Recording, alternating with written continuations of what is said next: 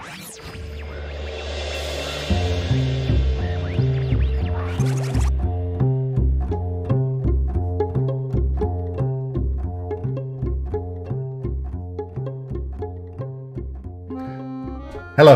and welcome to another episode of the Breachside Broadcast, home of the finest voxcasting either side of the breach. Another great chapter is coming to an end. The ripples of fate have been steadily spreading throughout Malifaux and beyond. Tonight, we begin an epic 4-part tale of loyalty, betrayal, and new beginnings. I hope you enjoy part 1 of Ripples of Fate, right after this word from our sponsor.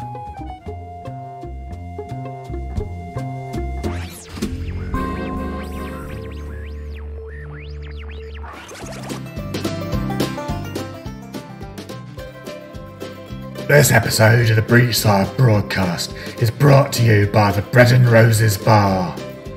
Hard day in the mines? Take the edge off with a pint and a shot at Bread and Roses. Show your union card for 10% off. Guild sympathisers not welcome.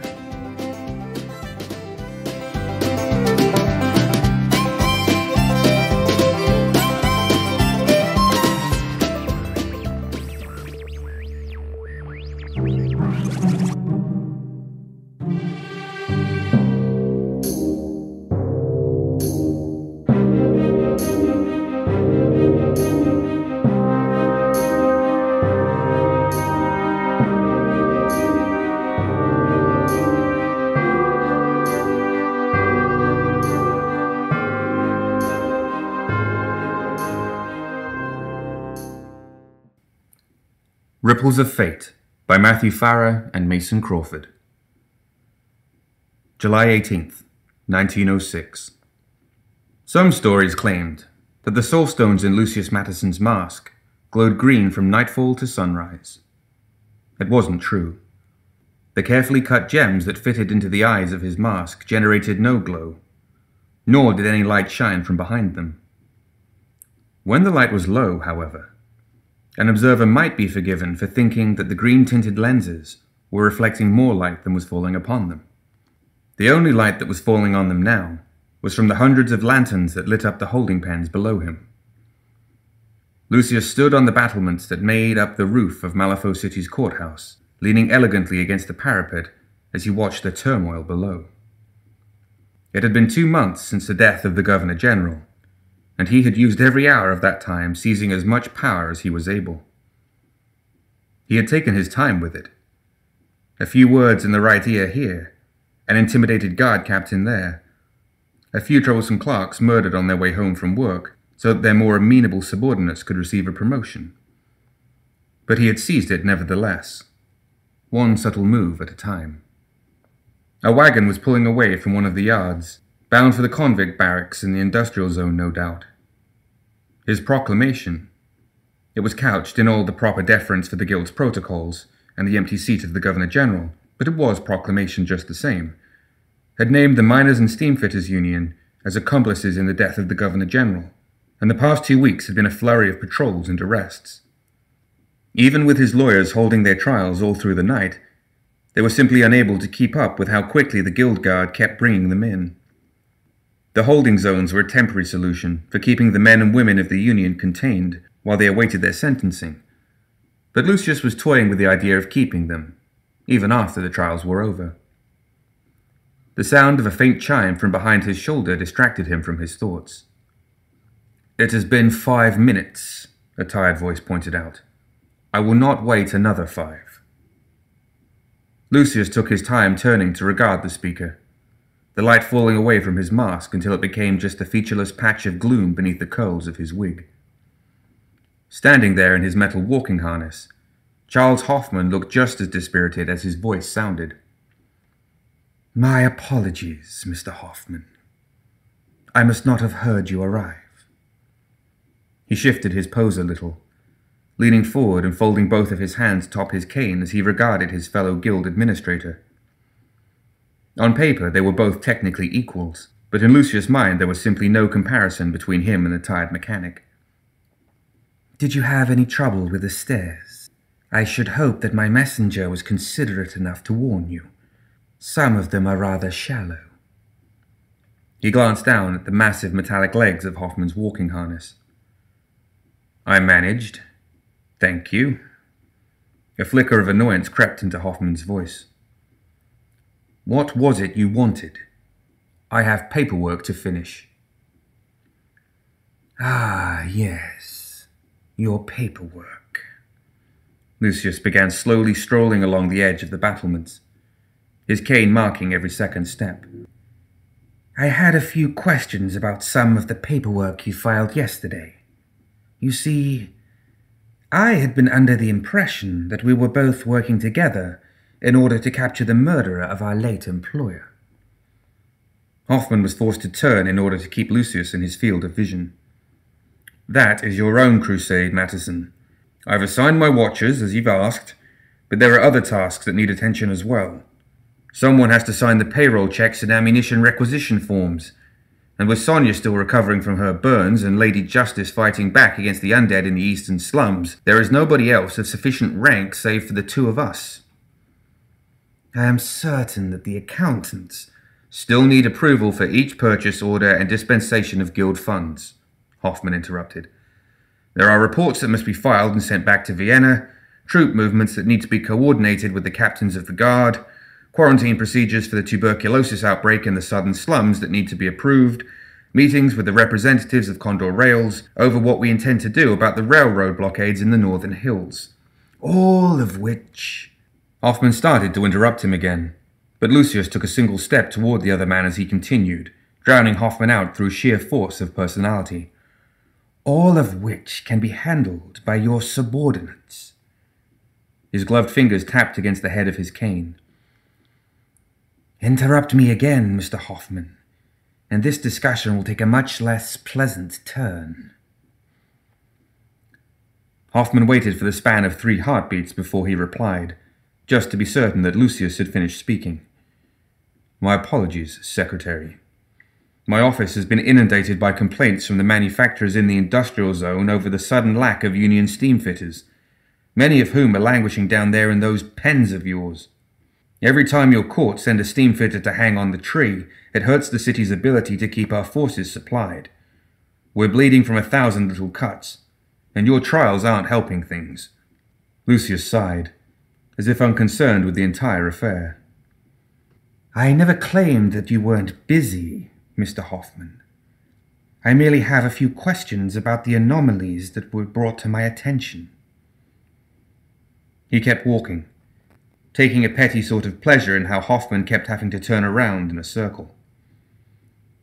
It was tempting to increase his pace just to see if he could make the other man dizzy, but it was merely a passing fancy. 2 days ago, 2 watchers disappeared over the eastern slums. "Both accounted for," Hoffman replied, a little too quickly. "One was sabotaged by scavengers and is now back in our hands, Soulstone included. We know the other is in custody of the Katanaka trading house. I reported as much to you at the time. If you recall, you claimed it was a political issue and that you—" Lucius waved his hand dismissively. "Yesterday, a squadron of Guardians disregarded their rendezvous at the half-6 southern gate and struck out into the quarantine zone instead, and arrived in the burns without undue damage. They were serviced at the Glamis Street depot and have been stationed at the outpost there until an aircar can be spared to retrieve them. The foot platoon that those Guardians were to accompany on their patrol had the good sense to remain at their wallhouse for a replacement squadron before they began their assignment," Hoffman finished, his annoyance growing. "You mean to say that they've collected a day's worth of wages to cool their heels in the howling slums instead of carrying out my instructions?" Lucius corrected him. "This morning, the death marshals in the eastern slums were expecting the assistance of 4 hunters, which they, and I, had been told would be helping them clean up the last of the undead wandering in the area. I can only imagine where they might have gotten off to." Hoffman reached up to massage his temples with one hand. "A lot of constructs haven't returned from the eastern slums," Hoffman said. "Behavioral tics in constructs are as routine as worn bearings or leaky connections, and we can't fully rule out the possibility of Arcanist interference. Zombies can pull a machine apart just as easily as a living, breathing person. Are you honestly surprised that some of them haven't returned?" "Very little surprises me these days, Mr. Hoffman." Lucius abandoned his circular pacing and glided back into the shadows by the battlements and turned away. "Tell me, Charles, where is your brother these days?" Hoffman's eyes narrowed, and at his side his hands clenched into fists. He managed to keep his anger from spilling out into his voice, however. "If you have a problem with the way I'm managing my constructs, file a formal report with the new Governor General when he arrives next week. Until then, I have more important work to do." He turned and let the metal legs of his walking harness carry him toward the doorway up ahead. Lucius was a dozen yards away, but his voice carried clearly through the night. "I worry that you think you're getting away with it, Charles." Hoffman didn't look back as he approached the stairs. His casualness to Lucius about how difficult they'd been to navigate had been a lie. They were bloody murder, almost literally. Each step was so shallow that even a normal human foot would have barely found purchase, let alone the great metal boots of Hoffman's leg struts. Twice he had to turn around, extend his frame's upper limbs and go down backwards, fitting his metal limbs into finger and toe holds like a rock climber. There was no question that Madison would have known how hard it would be for Hoffman to get up to the roof. That would have been the whole point to meeting with him there, to set him off balance. As Hoffman reached the ground floor of the courthouse, his mechanical attendant fell into step behind him. It was a rounded little thing perched on delicate steel legs, and as they walked, he felt inside of it with his mind, letting the machinery sink its shape into his awareness, as though it were displacing water in a basin. He could feel the tiny Ethervox antenna inside it, and with the thought, gears clicked into place and sent a pulsing signal out to his watchers. He stomped through the crowded hallways of the courthouse, rudely pushing past Lucius' lawyers, but waiting patiently for the guardsmen and their string of Union prisoners to pass him before continuing forward. One of them, a young boy with a fresh black eye, craned his neck upward and spit on Hoffman's face as he passed. Grimacing, he pulled out a handkerchief and wiped the unpleasantness away as the boy was beaten to the ground by a bald guard captain. "Sorry about that, Mr. Hoffman," the captain shouted after him as Hoffman heard the snap of breaking bones. Hoffman forced his eyes closed and let his harness carry him the rest of the way, not opening them again until he reached the courthouse. The fresh night air was a welcome change from the stuffiness of the courthouse, but the view, the fenced-in yards cloaked in shadow and lantern light, each packed full of Union members shouting about their rights, wasn't much of an improvement at all. There was a metallic screech from overhead, and Hoffman glanced upwards as the watcher he'd sent for descended from the darkened sky and landed in front of him. "All right then," he said, holding out his hand toward the winged construct. "Out with it." There was a clicking sound from within the construct's chest, and then a compartment in its chest slid open, allowing him to reach inside and collect the thin cylinder within. "Any luck?" he asked, knowing full well that the watcher couldn't answer him. Hoffman glanced down at the roll of 120mm film for a moment, as though hoping it would magically develop itself, then handed it off to his mechanical attendant to take care of. "Let's hope we have her this time." Essie wasn't sure how the guild had found her. Sure, she'd gone out on a limb a few days ago, but since then she'd been following all of the normal Arcanist protocols for laying low and keeping out of sight. Street clothes, avoid any Union contacts or meeting spots, stay indoors and out of sight. She had done everything right. The operative across the street was supposed to put a red flag in his window if he noticed any guild guard approaching the building, and she had made it a point of glancing out the window every 20 minutes or so, just to make sure that she was still in the clear. It was tedious work, but there wasn't much else for her to do in the empty second-story apartment. She had just turned away from the window, coast clear yet again, when it exploded inward in a shower of glass. Essie had shrieked in surprise, and was just starting to turn when the mechanical panther slammed into her like an iron fist. There was a burst of pain and a flash of light as her head hit the floor, and when she had blinked away the pain, the hunter construct had locked its steel jaws around her fleshy neck. It had taken the guild guard 5 minutes to show up and slap the control collar on her, 5 long minutes that had felt like an eternity as she stared up into the construct's unblinking glass eye lenses. Even now, hours later in her cell, she could almost swear that she could feel those steel fangs pressing up against her flesh. It was enough to send a shiver up her spine. Essie sat up and stretched her arms above her head. Instead of putting her into one of the holding pens in the center of the enclave, the guild had tossed her into a cell in the prison. It was little more than a tiny box, barely longer than the wooden bench bed along one wall. 3 of the walls were stone, and the 4th was a steel door with a covered viewing slit about as wide as 3 of her fingers. On the floor sat a basin of wash water, a bar of soap, and a metal pail whose intended purpose was both obvious and loathsome. A small lantern recessed in the wall behind the sturdy metal grating provided light. She assumed that she should be washing herself or working on an escape plan, but she couldn't find the energy. Her stupor was broken by the steady sound of slow metallic footsteps coming from outside her cell. Her first terrifying thought was that the guild was going to let the hunter finish off what it had started, but as the footsteps grew closer, it became clear that the footsteps were far bulkier than the hunter's. One of the guild's warden constructs, then.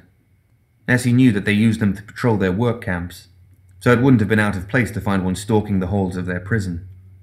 The footsteps stopped outside her door, and Essie pressed her ear against the steel door as she heard talking on the other side. But she's not physically hurt. The voice was masculine and cultured, with a strong British accent. Bit of a coin toss whenever one of your hunters is involved, sir. No offense intended, but you look fine to me. The second man's voice was deeper and rougher around the edges. And the control collar is in place.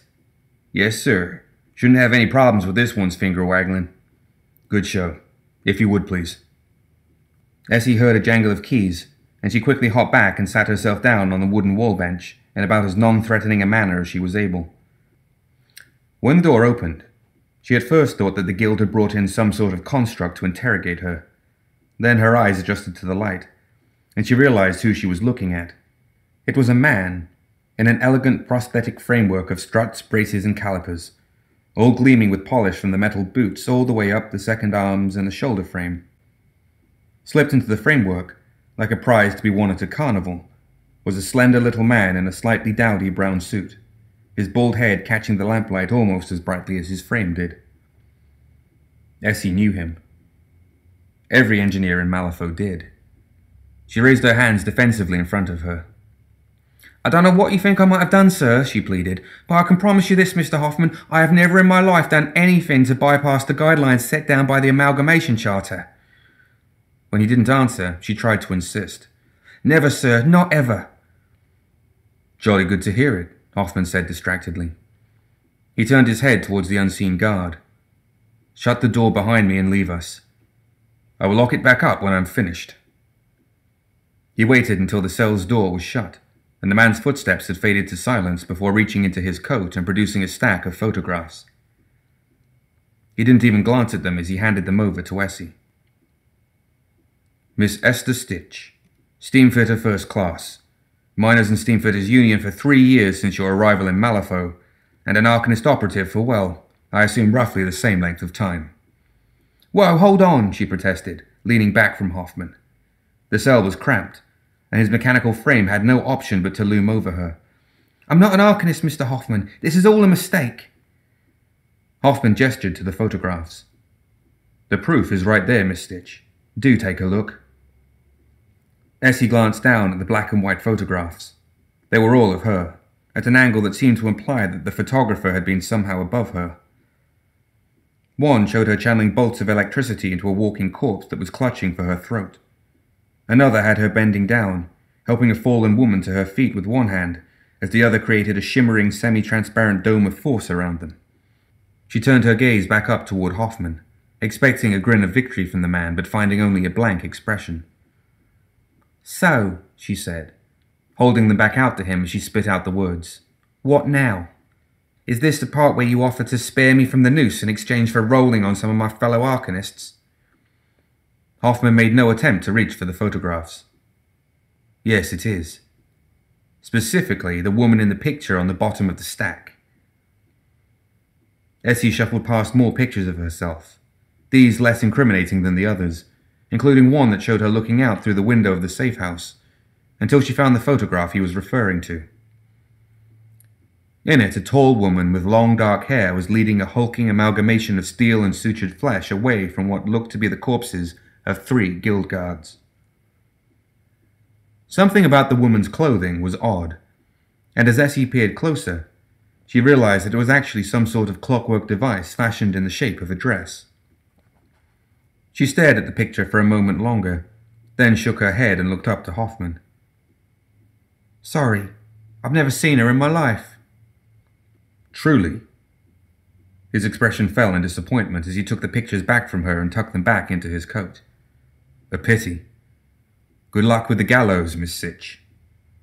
He began to turn back toward the door, prompting Essie to leap to her feet. "Wait!" Hoffman paused and looked back over the mechanical shoulder of his walking harness. "Did something prompt your memory, Miss Sitch?"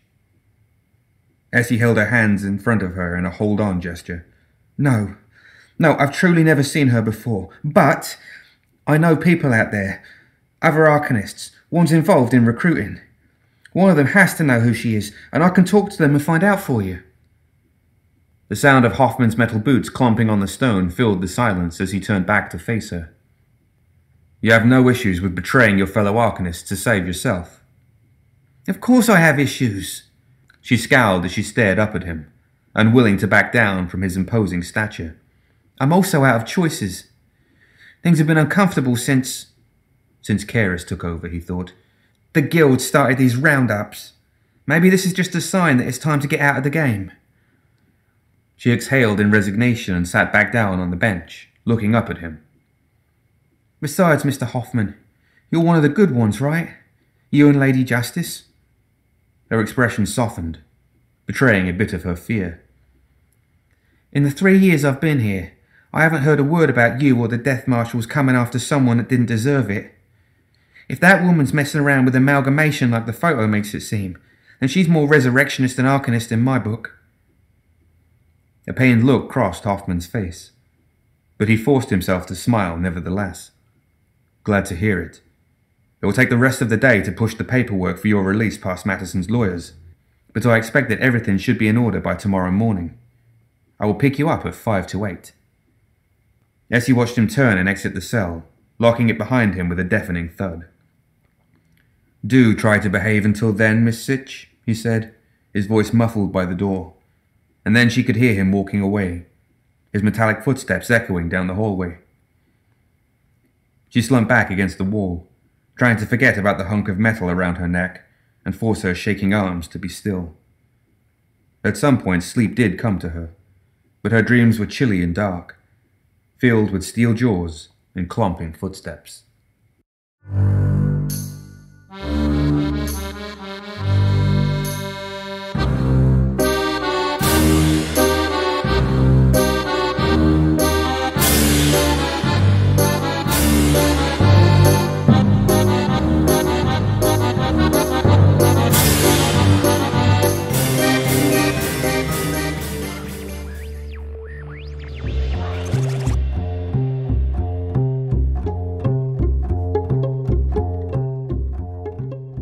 That's it for another episode of the Breachside broadcast. Join us next time for part 2 of Ripples of Fate.